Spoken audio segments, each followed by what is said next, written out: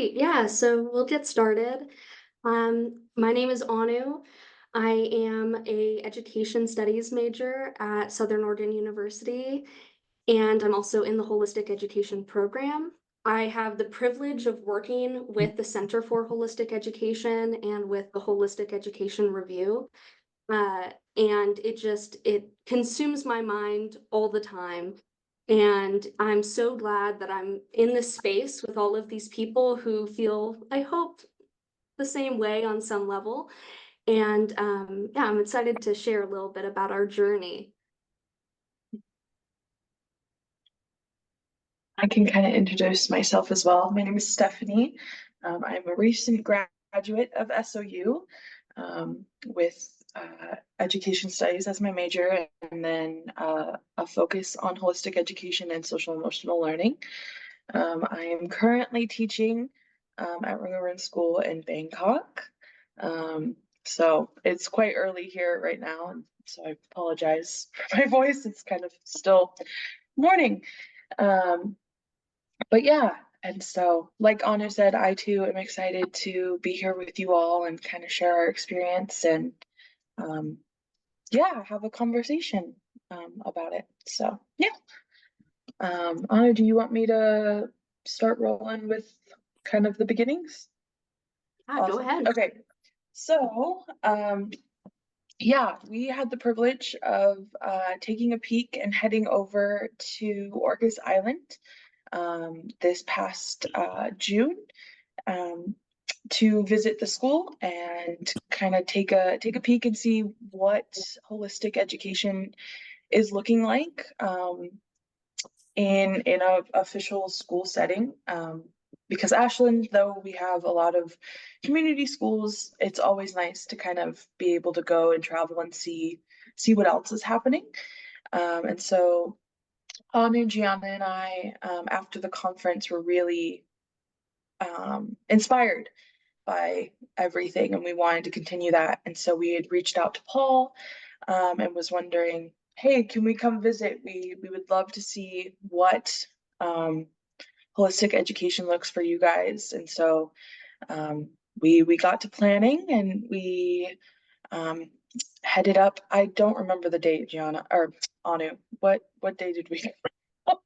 We were I can't up remember there. anymore. Yeah, no problem. We were up there from May 29th to, I believe, June 2nd. Yeah, that sounds about right. And then we stayed and visited the school. We drove up, and I flew from Chicago, and we met up halfway in Seattle, and then finished our drive. And we ended up staying at the school for 2 full days, which was really, really, really fun. And Anu can get into that a little bit more in a bit. And then we spent our last day just kind of island hopping and exploring, which was also really, really fun. But yeah, Anu, if you want to hop into our first day at Salmonberry, that'd be awesome. Definitely. Before we hop in, I would really like to share Gianna's video that she had made for her class. This was a very short video that she had put together a little last minute for William Green's class at Southern Oregon University. And we all loved it. And so I'd like to share it today. Let me pull it up here.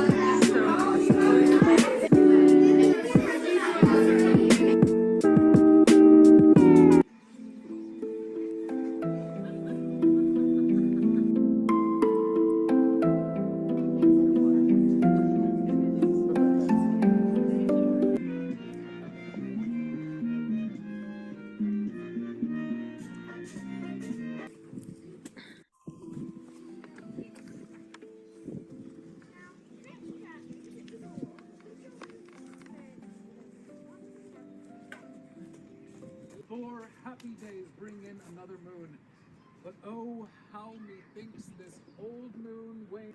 Farewell. As you and him each your stones.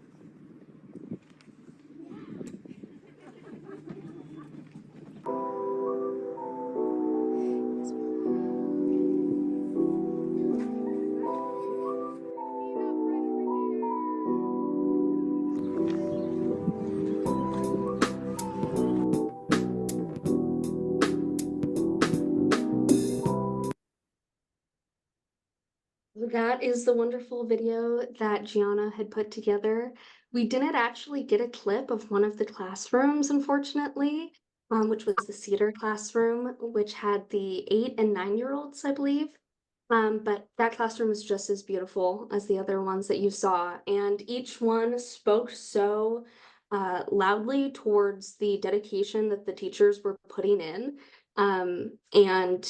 And yeah, we'll jump into some of the specifics maybe a little later, but it was definitely wonderful. Even just the first tour was so, we were all like, had stars in our eyes. So yeah, I guess we'll go over a brief overview of our time at the school.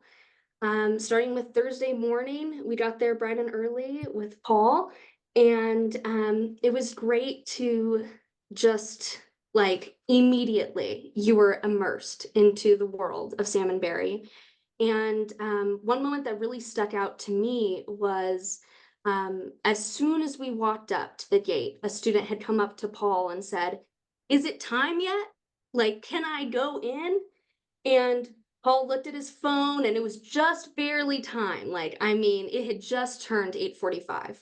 And he gave a nod of approval, and the student sprinted into the school. And I mean, within a matter of seconds, was out of sight and just screaming and just so excited to start their day. And for a Thursday morning, I would say that that's pretty impressive, what I've seen in the past. And it was great. It was like, oh, okay, this is going to be a really interesting experience. We're already starting out with something a little unique and a little heartening. Um, and then we kind of we took the tour, like I said, and then we got a chance to check out the Cedars room. Um, and that was the room that actually wasn't displayed in the video. I apologize. But they had their morning meeting, and I'll let Stephanie kind of touch on that a little bit. Yeah, it was such a fun experience kind of sitting in on a morning meeting, seeing it done at different places. I'm always curious kind of how a morning meeting is run.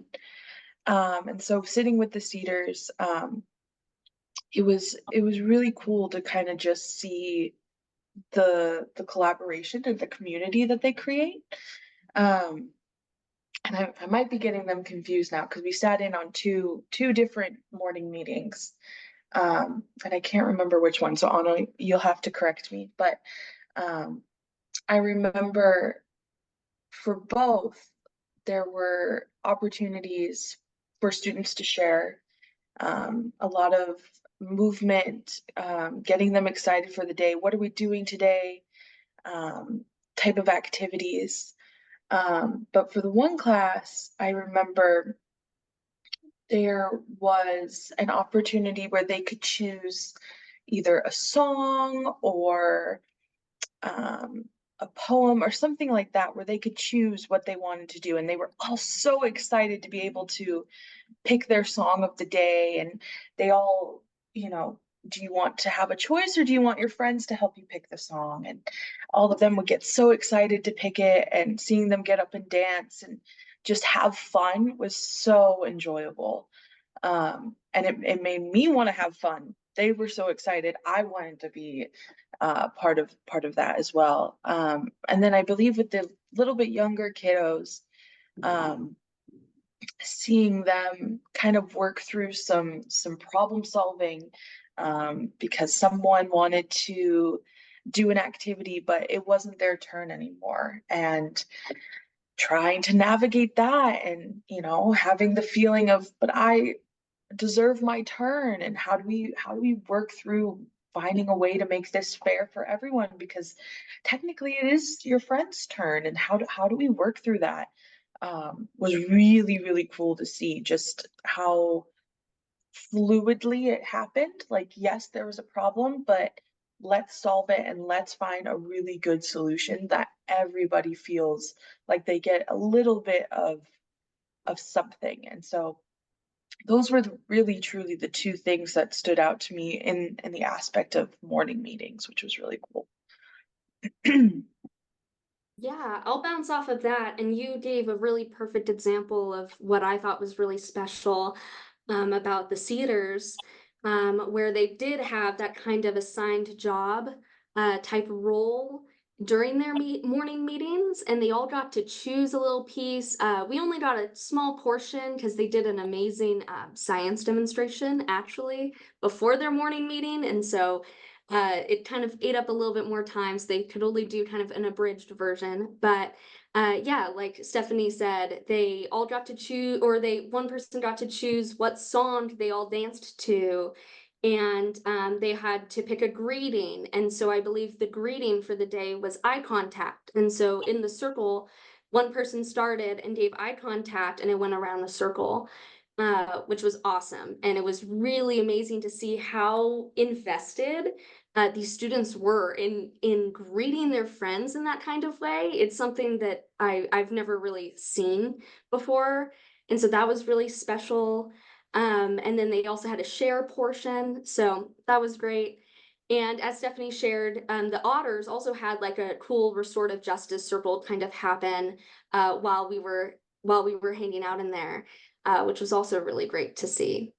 And then after that restorative justice circle kind of wrapped up, it was time for the Otters to go on their Yes Day adventure, which was a field trip that their instructors had planned for the day, where the students pretty much celebrate their growing ability to say yes. And so they go out into the community and they say yes to the community. And the idea is that the community will then say yes to them and bring them into. And it's kind of, it's almost like a celebration of a milestone. And these students were really excited for this. They had all sorts of things planned. They were on foot. They were going to do a big old loop around the East Sound area, the like little downtown shop area. And they stopped at some parks, at some ice cream shops. I believe they got pizza. They had a whole day of adventure.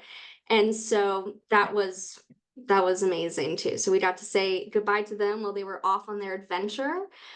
And then it was time for us to go on our own adventure and go record a video with Paul in the forest. And so that was exciting for us.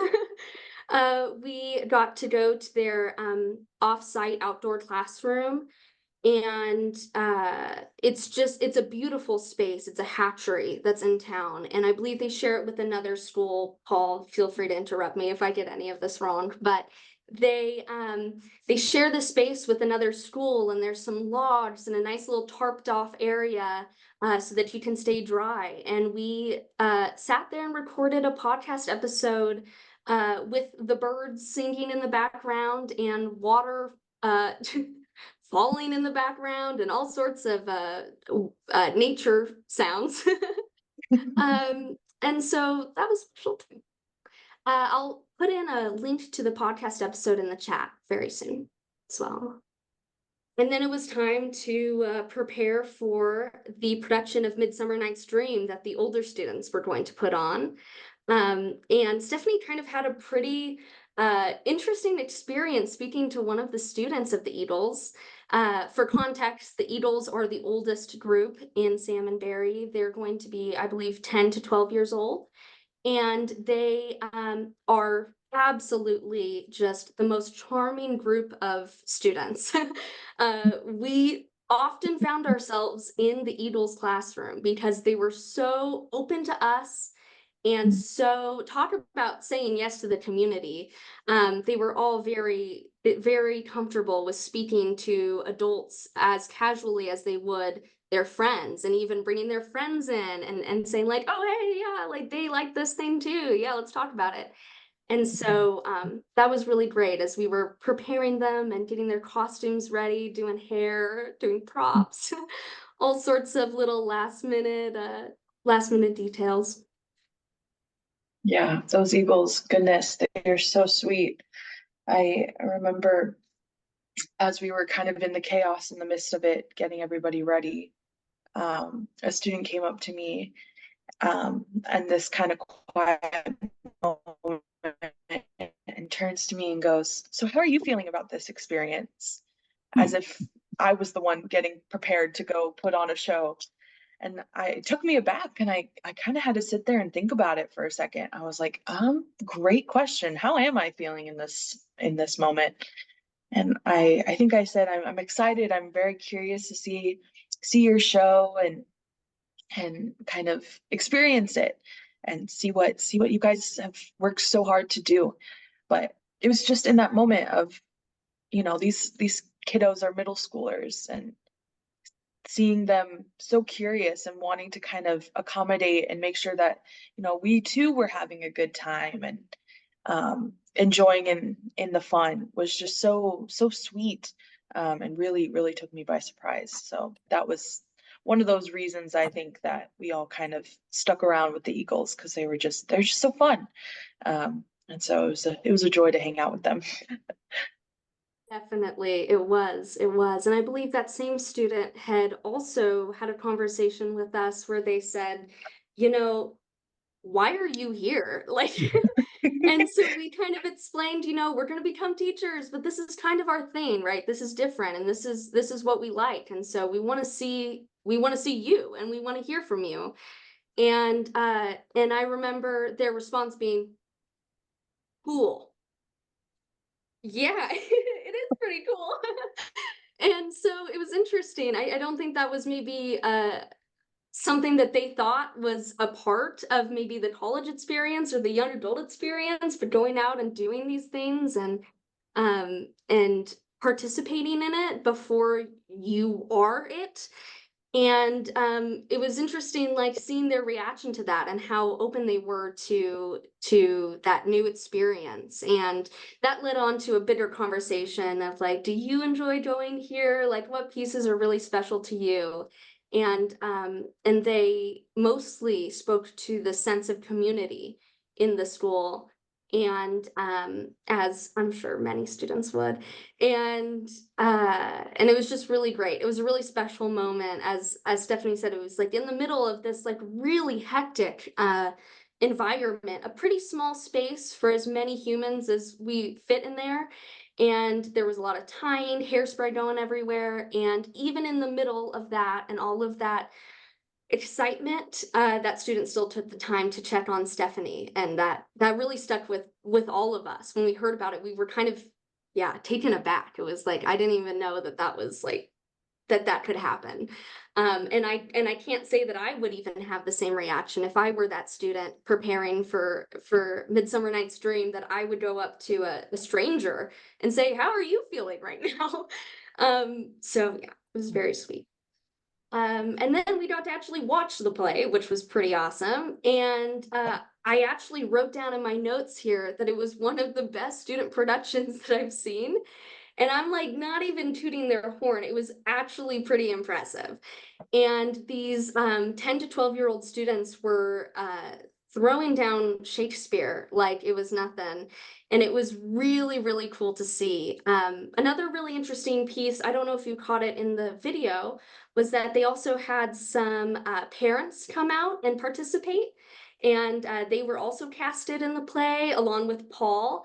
And so that also brought a sense of community. And I felt incredibly privileged to be sitting amongst all of these parents. Like we were around just parents of all of these students, and all the parents, you could feel the love in the air. It was like thick with love.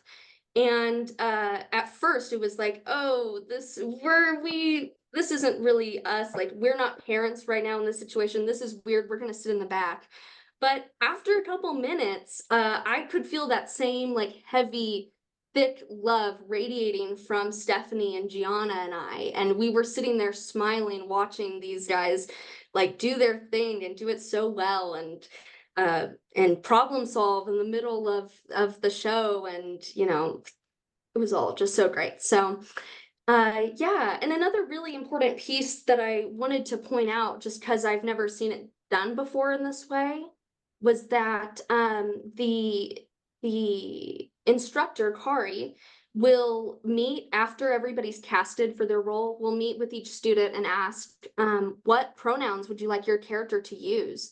In your mind, when you're imagining yourself as this character, what pronouns would you like?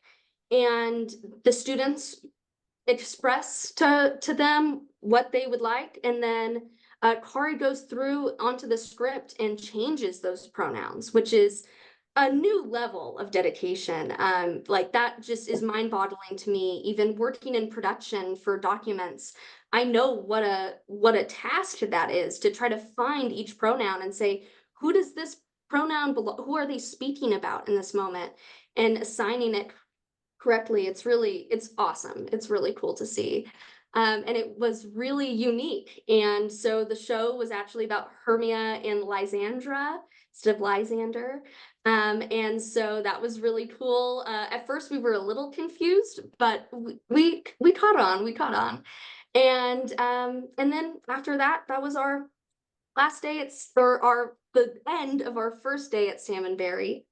The second day was a lot more brief, but that was just such an amazing start to our journey. It was just a full day of just adventure and learning and speaking to all these different people from all these different age groups and teachers and students alike. It was amazing. Yeah, and then I can kind of touch on the second day. Like Anu said, it was a little bit more brief, but still jam-packed with just so much fun. So we started our morning. Anu was visiting the Salmons, which is the 4 to 5-year-old classroom, with their instructor, Adrian, who is lovely.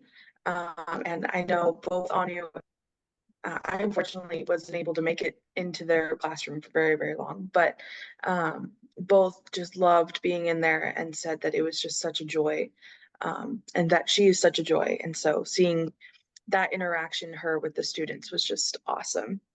And Anu, if you want to touch on that, feel free to interrupt.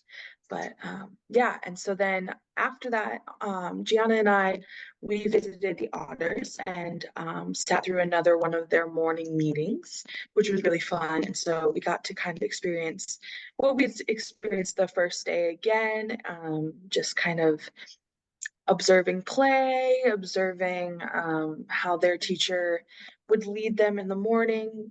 We did some mindful breaths, which was really cool. Their teacher had cards that the students could pick out, and then we would do some mindful breathing. So we were doing bunny breaths, I believe was the one that they had chosen that day. And so that was really cool to kind of see some different kind of meditation techniques for young learners. And were definitely things that I was like, oh, I'll put this in my toolbox to use later. So that was really nice. After this, I believe we also went back to the Cedars for a little bit and observed there, which was really fun. Again, just the same old, they were working on, I believe, some letters that they were sending to their pen pals. And so they were trying to finish those up, which was really cute, seeing what they had written and what they wanted to share with their pen pals. After this, we went back with the Eagles once again, but this time they were having their meditation time. And so during the meditation time, they go out into the schoolyard and find their favorite place. And they are asked to sit there for 10 minutes. They don't have to close their eyes. They can if they want to, but they just have to sit and be with themselves for 10 minutes as they sit and listen to nature, and things like that. So some students were sitting on the swings, some were climbed 5 feet tall up into a tree, some were with friends, some alone. And so that was really fun as well. And so Anu and Gianna and I, we also kind of took that moment to sit and be, and to kind of just take it all in.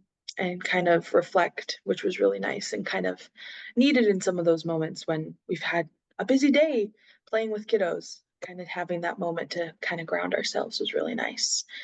Um, and so after that, we got up and were asked to join again with the Eagles, to head to the local park to go and have some playtime, go hang out. And so we followed Kari and all the Eagles to the local park. We walked there together, which was really nice, that the park was walkable and that we could just head on over there. And so it was beautiful.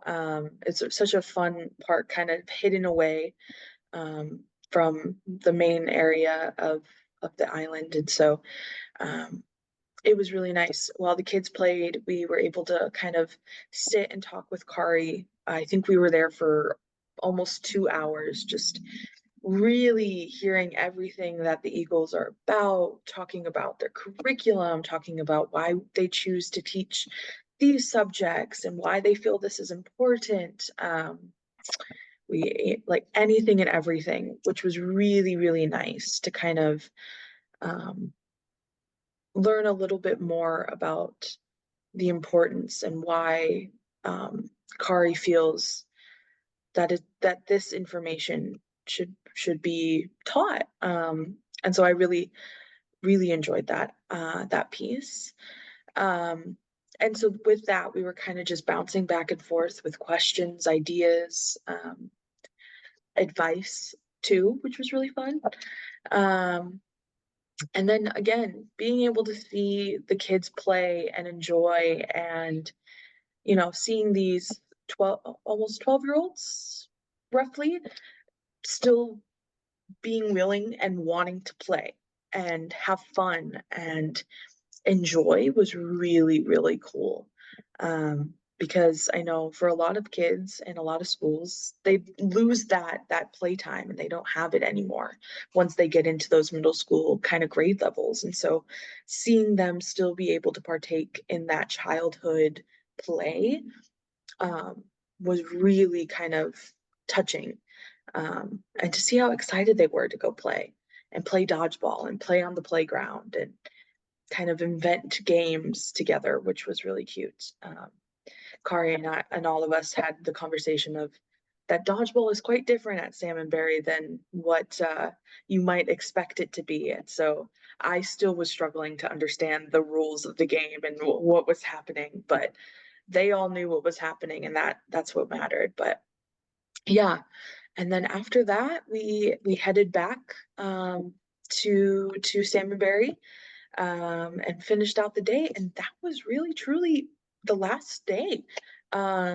It doesn't seem like we did too many things, but I can tell you that it was jam-packed with just knowledge and ideas. And so I was really, really grateful to have that second full day there, to just kind of absorb it in again like a sponge. So yeah, Anu, if you have anything else on our last day there.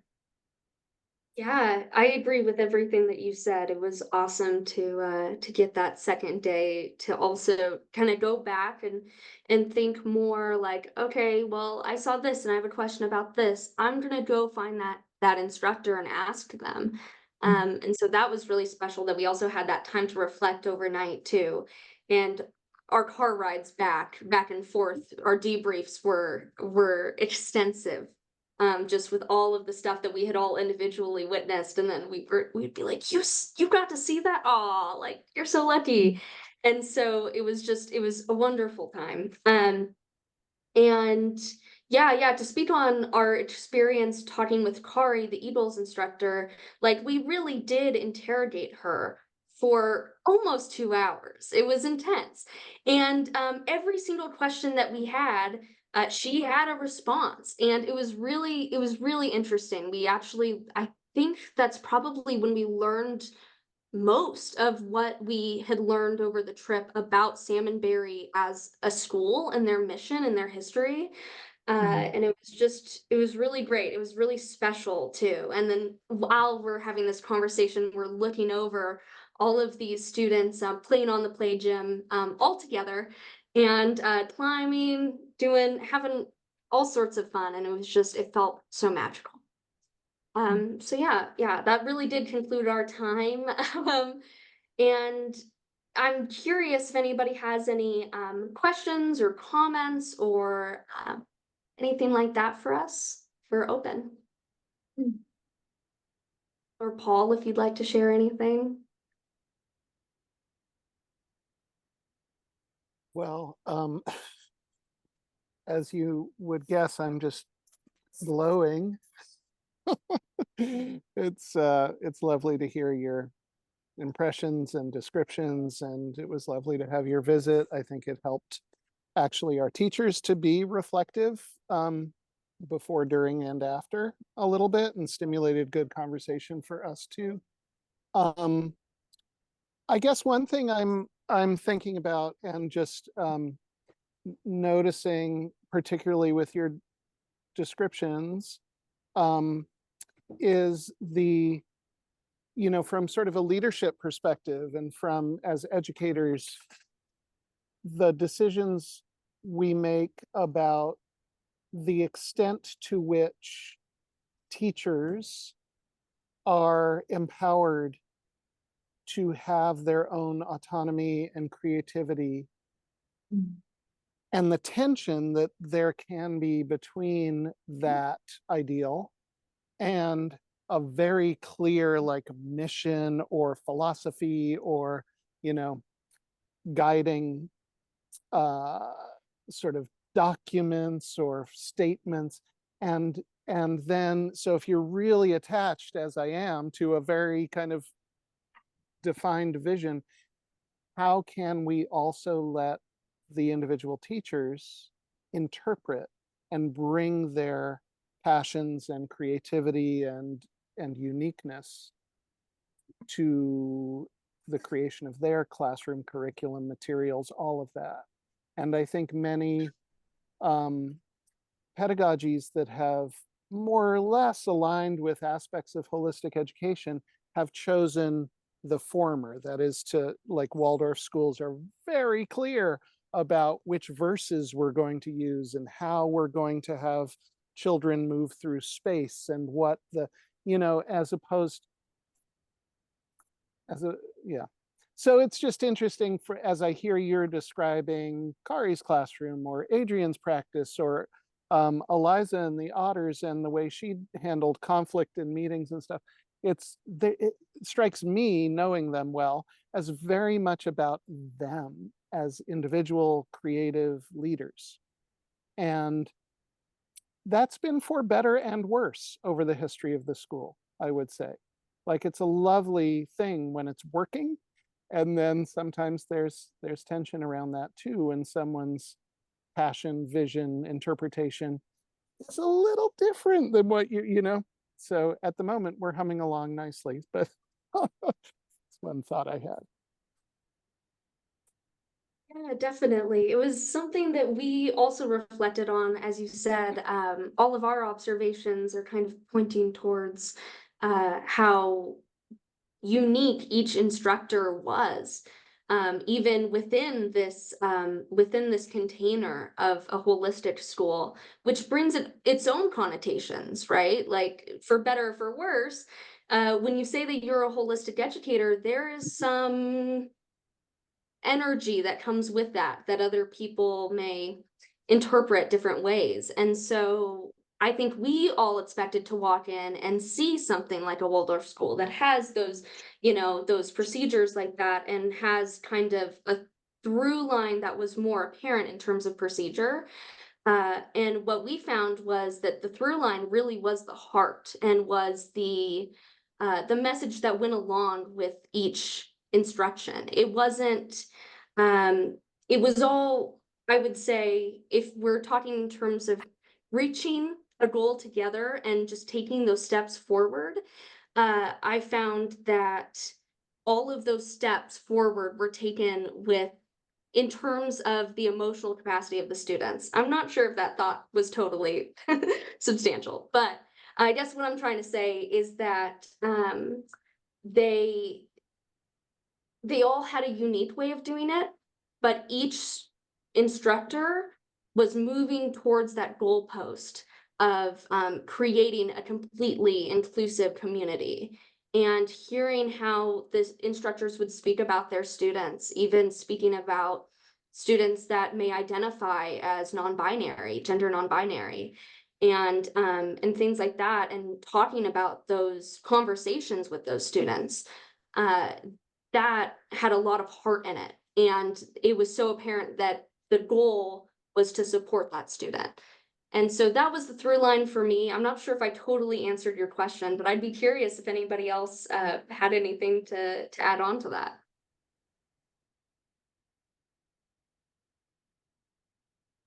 So no, my name's Beth, and I am also new to the school, and I've only spent maybe 2 full days, probably more than that, but more or less.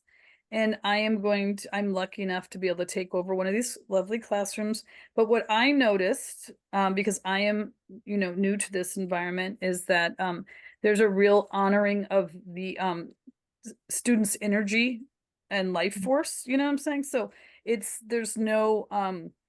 there is no block to their positive energy. There's just sort of how to best accommodate, their life force, their agency. That is what I'm noticing. I've taught for many years in many different environments, but that is what I notice as just somebody coming in with fresh eyes when I have been in different environments within that school.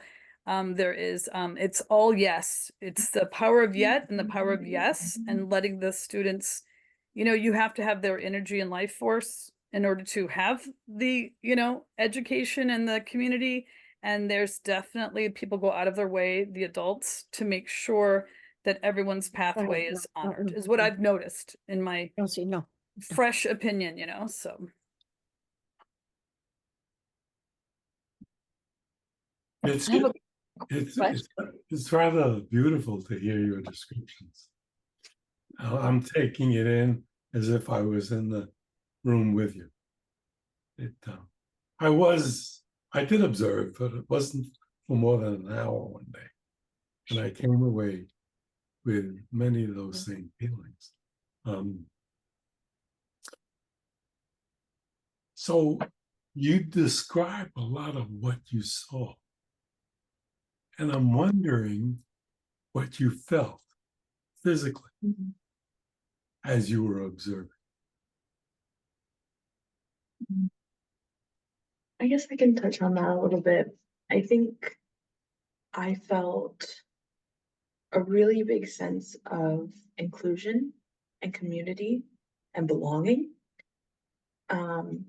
that I don't always feel when I'm at a school, especially growing up. And so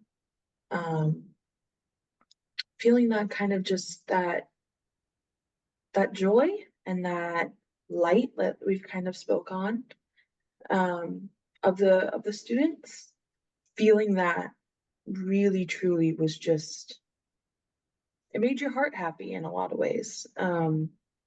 So was Yeah.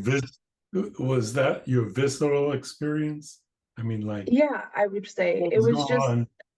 yeah, as soon as you got there and as soon as you saw the kids and their joy, it automatically put a smile on your face.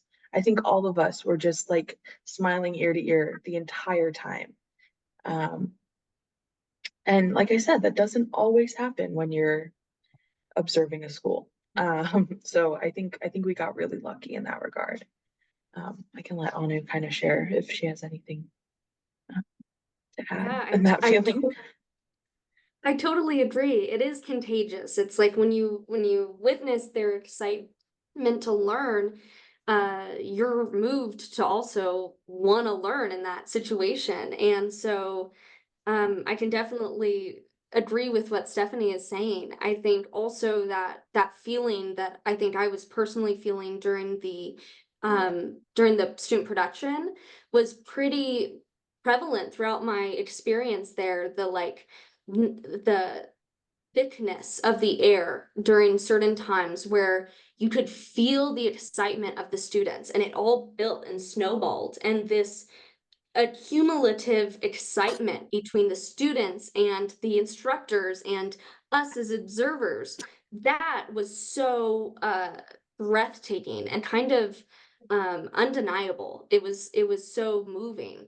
And I felt a couple times I kind of looked over at Stephanie or Gianna and I was like, I need to step out because I got so overwhelmed with like positive emotion and I felt so moved by the love that I was seeing and coming from all parties, including us, like looking over and seeing somebody who you've planned a conference with and seeing them watch children with this huge smile on their face and you can feel their energy radiating off of them. That is beautiful too. That was quite moving. And so it was amazing, an amazing experience as an individual and as a group. And I think that was kind of the visceral feeling that I felt the whole time was this like urgency of the energy in the space, even outside. Special. Lovely. I would say, Phil, also just to add on that it's such a good question because from a developmental perspective, I don't know if Bon Josette have been on your discussions before, Andrea and Cam, Oh, yeah. but they talk about the stage of development that 3 out of our 4 classrooms are in as feeling being, right? So the youngest kids they call body being, but most of the kids in the school are feeling being, meaning their consciousness, the way in which they organize the world is through their feelings, through their emotions. And often that's unspoken or there are no words yet. And thank goodness, this is their wisdom that they offer the world and they offer us as the reminder about the consciousness of feelings and the intelligence of feelings. And we all in our older age are so obsessed with turning those visceral, as you say, sensations into something, narrative and logical and linguistic. And yeah, if we are really attending to the kids, and we try, we experience it through our at that developmental level through our feeling being. So good question. I have another question. Can you hear me? Yes. So my question relates to that tension of giving teachers freedom so that each classroom looks really different, but then couple that with what kinds of professional development, internal supports are being given to the teachers for both understanding the developmental issues of children and also understanding curriculum that connects best with kids and being given creative freedom to do that. How are they being supported? I'm sure they are, and I'd be curious to hear more about that. I guess this one is on me. Because I don't think you probably observed it in those couple of days, though Anu and Stephanie did get to see a couple of our teachers at the HTLC conference, for example, as one way in which we're getting our professional development. The same triad, 3 of us are also traveling to New York in October for the Spirituality and Education Conference at Teachers College. So we do get out and about. There's also, like I mentioned, the Lovemores, they did a year's worth of professional development with us, really working on the developmental stages and imperatives of nurturing children at different ages and stages. So that's been a very intentional piece.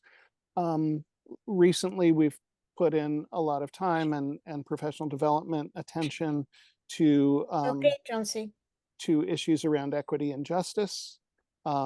And looking at our curriculum through that lens and developing an approach that's more intentionally anti-racist and anti-bias. And then sometimes they have to listen to me. We have staff development meetings once a week. A lot of times it's business stuff and we're getting ready for the next event or gathering or ceremony or ritual, whatever. But when time and space allows, we do dive pretty deep into principles of holistic education. I gave all the link to tonight's gathering, for example, and Beth came, but it's summer vacation. You know, they're also allowed to enjoy their families and whatever. So I guess, Robin, it's a little hit or miss, like everything in the way I approach emergence is you do look for what opportunities present themselves and take advantage of what's on offer in the cosmos. But there's definitely, like, we're holding each other accountable, I would say, on the staff, and we're noticing even the uncomfortable things, like someone's been on their phone a lot during recess, and shouldn't we be tuning into the kids, and why? So we do have those conversations too. Wait, Paul, I think you're missing something I've noticed that I want to honor that your school does and you do is don't underestimate the place-based science. The fact that we've got CDOC Society, we've got low tides, there's this awareness of our environment, including the amount of time we spend in it, for the whole idea of being a citizen scientist or being present in the natural world. So many children have animals and they spend so much time in the woods as part of curriculum, and that is just such a profound, me coming from the city, teaching 27 years in the Seattle Public Schools. I'm moving to this island and I have to make different efforts, and then so that's just embedded already in the environment, and you provide that with the beautiful environment, and everyone's walking to the so I don't mean to interject, I'm just an observer, but I'm just saying you've left off things that come so easily that people forget that really has such a kids want to share about the animals that recently hatched or birthed, or the animals they saw on the way to Right. on the ferry. Yeah, thank you, Beth. And to tie that into Robin's question too, it's like, yes, it is part of the curriculum. We can walk to 3 beaches, and we have the forest setting, and we have a farm setting that we're partnering with, and experiential work kids are doing with herbalism and various other parts of the curriculum, but also in terms of the professional development, right? So it is an imperative, not the only, to notice where we are and to be informed and guided and mentored by this incredible living laboratory. Right?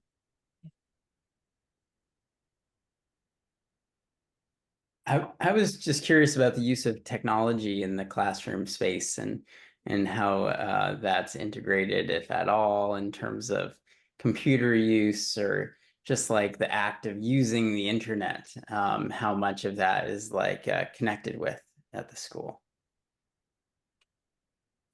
I'm going to let you observers say what you saw.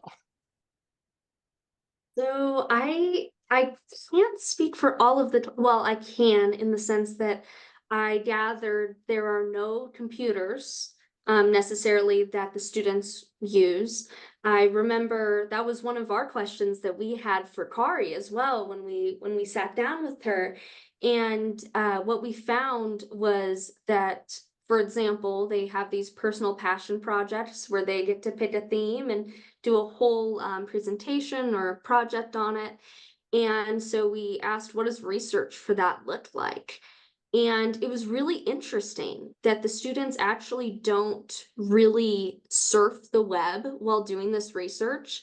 They're asked to bring in resources from home, like books or articles, magazines. And then they have a chance to sit down with Kari and kind of explore databases by the sound of it, and grab some articles and things like that from the internet. But it's very guided, and so that is at least the extent to my knowledge. Maybe Paul can elaborate on the younger classrooms, but I've definitely found that it's pretty limited in terms of technology on purpose. Yeah, it's agreed. You know, for the first 15 years maybe of the school's existence, we were zero technology, and we were fairly strict about it. And now here we are in the age of AI and whatever, all the things, and they all the kids have technology at home, right? They all have televisions, their parents all have phones. I'd say, you know, 5%, 5 to 10% of the kids probably have their own either phone or tablet. On the older end of the spectrum, for sure, we see more of that. So there are times when we do think about it, particularly like we've been through grade 6, we moving into grade 7, we're talking about grade 8. There is a point at which it can feel artificial, arbitrary, and I don't know, like prohibition to hold a hard line on no screens, because it's not like their lives are screen free. So it's an active conversation. I think as we're moving into older grades, there are going to be,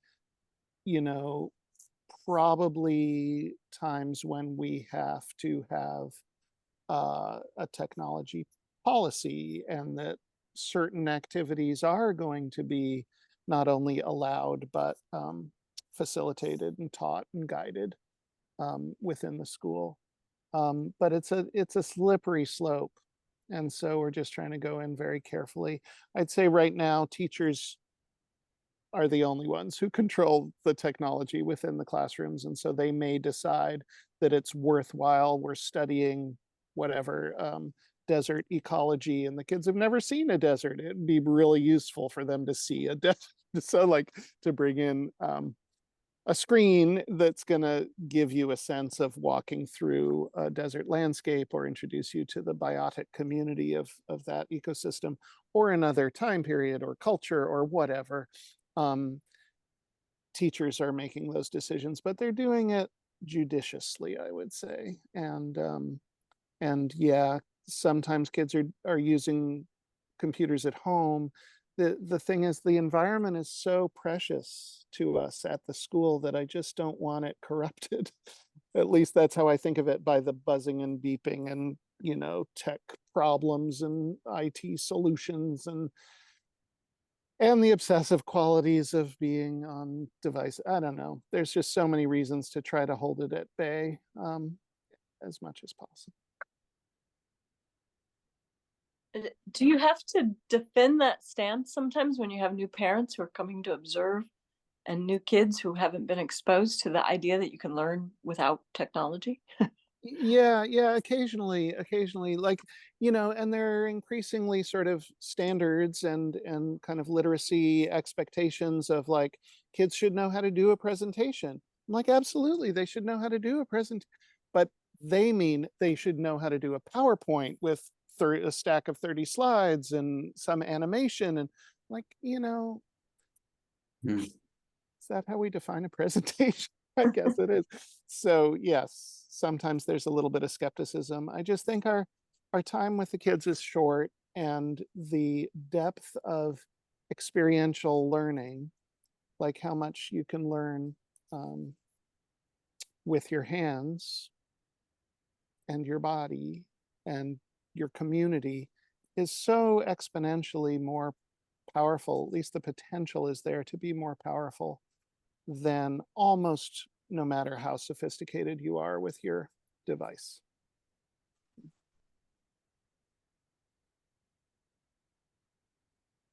I hate to have to interrupt, but unfortunately, I'm going to have to step out to head to school, so that I'm not too terribly late for class. But I wanted to first say thank you so much for joining and listening to what Anu and I had to share. It was really lovely to be able to kind of reflect on our experiences again, and kind of think about it once more. So thank you.